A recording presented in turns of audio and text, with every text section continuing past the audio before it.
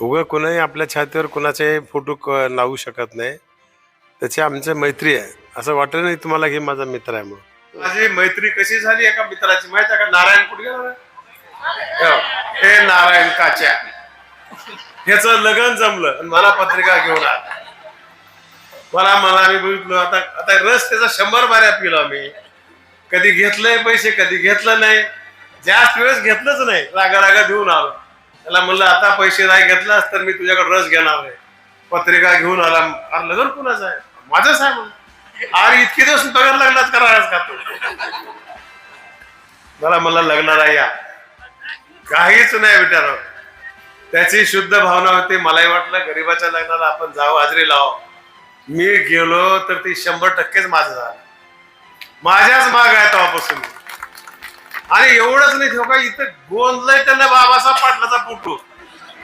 सहकार मंत्री नामदार बाबासाहेब पाटील यांनी चापोली येथून सभेमधून लाईव्ह मध्ये असताना सांगितलेलं आहे की त्यांची एका कार्यकर्त्यांची ओळख ते कसे झाले.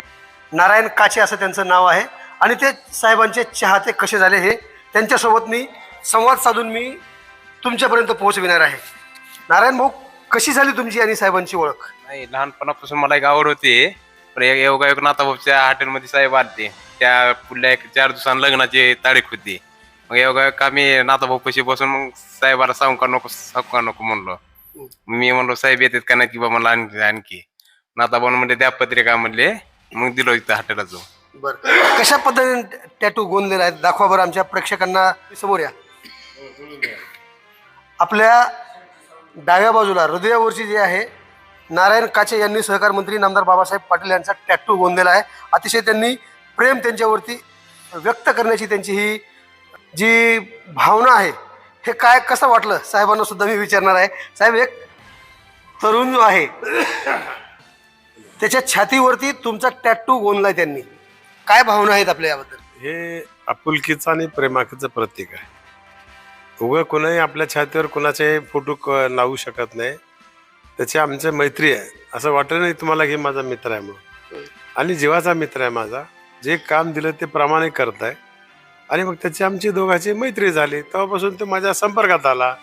त्याला काम माझं पटलं आलं. मग तेवढंच काम म्हणजे ते आमदार असताना काढलाय, मंत्री असताना काढलेलं नाही. ते आमदार असताना काढलेलं म्हणजे दाखवला कधी?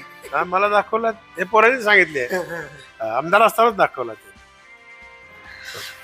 एखाद्यावरती प्रेम कसं असतं त्याचं एक जिवंत उदाहरण नारायण काचे हे ठरत आहेत. आणि ते चापोली येथील रहिवासी आहेत, ग्रामपंचायतचे मेंबर सुद्धा आहेत. बरं बरं बरं. तर कसा वाटला हा व्हिडिओ नक्कीच आम्हाला कळवा कमेंट बॉक्समध्ये. आवाज बहुजनांचा.